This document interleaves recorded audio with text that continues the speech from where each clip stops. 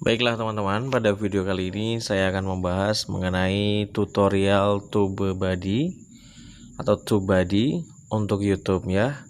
Mari kita bahas satu persatu fungsinya dan bagaimana cara menggunakannya. Di pojok yang pertama, videos, itu adalah penampilan dari channel kita, dari real subscriber kita bertambahnya berapa, jumlah penonton kita, komentar, like atau dislike.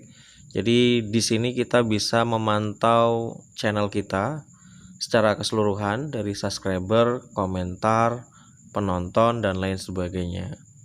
Jadi kita tidak perlu membuka YouTube Studio, cukup melalui TubeBuddy saja sudah bisa. Lalu yang kedua, comments. Di sini kita bisa membalas komentar dari para viewers yang telah berkomentar pada video-video kita.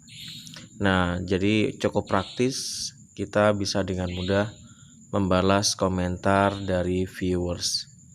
Yang selanjutnya pada fungsi yang ketiga, ini di sini ada milestone. Nah, di sini ada seperti reward ya, penghargaan bagi channel kita. Misalkan sudah mencapai 10.000 viewers, maka akan ada penghargaan atau akan ada reward berupa gambar piala. Nah, di sini ini buat motivasi kita ya, bisa kita print atau mau dijilid ditempel di kamar juga nggak apa-apa. Intinya ini adalah reward penghargaan yang diberikan oleh TubeBuddy agar kita semakin semangat. Yuk, ini satu lagi 20 subscriber nih, yuk viewersnya dikit lagi nih gitu. Jadi untuk menambah semangat kita dalam membuat video.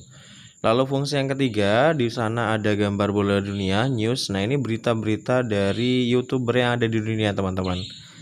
Tapi biasanya saya juga kurang tertarik sih, karena juga kurang bisa memahami bahasanya ya. Karena kan nggak semua orang bisa bahasa Inggris gitu.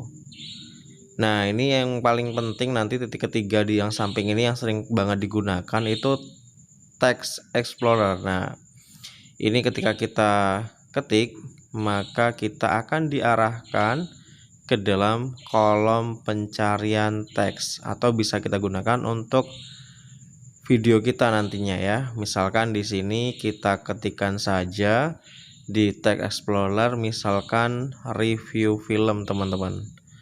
Nah, misalkan kita mau nyari apa gitu yang mau kita bikin jadi video, atau misalkan kita sudah menentukan channel kita itu niche-nya apa, judulnya apa, kita mau bikin video nih. Nah, kita bisa nyari judulnya di sini. Nah, di sini misalkan saya ketik review film, coba kita cek. Wah, luar biasa banget sih untuk teks review film ini. Search volume-nya masih very high, sangat tinggi ya teman-teman ya. Persaingannya pun nggak besar karena susah sih memang buat review film ini dan harus teliti. Terus overallnya great tadi ya, 100 nilainya. Nah, terus kita kembali lagi ke sini. Nah, di sini kita bisa melihat salah satu video saya yang lumayan lengkap ya, tagnya atau SEO-nya itu lumayan lengkap banget di sini, dapat nilai 9. Nah, kita bisa melengkapinya di mana? Kita bisa melengkapinya di YouTube Studio, teman-teman. Misalkan thumbnail, terus teks dan titelnya berhubungan enggak, teks titel sama deskripsinya berhubungan apa enggak. Misalkan teman-teman cara bikin video review film gitu, teksnya juga harus tentang itu, deskripsinya juga harus tentang itu. Tidak boleh deskripsi, judul dan tag tidak berhubungan, teman-teman. Jadi di sini kita bisa mengetahui bagaimanakah performa video kita, apakah sudah sempurna SEO-nya atau belum. Jika belum, monggo dilengkapi dulu. Nah, saran saya sebelum SEO-nya lengkap, ketika teman-teman sudah upload video, alangkah baiknya di privat dulu atau dibikin pribadi dulu gitu. Baru nanti ketika SEO-nya sudah bagus, sudah lengkap, bisa teman-teman ubah pengaturan penontonnya menjadi public gitu.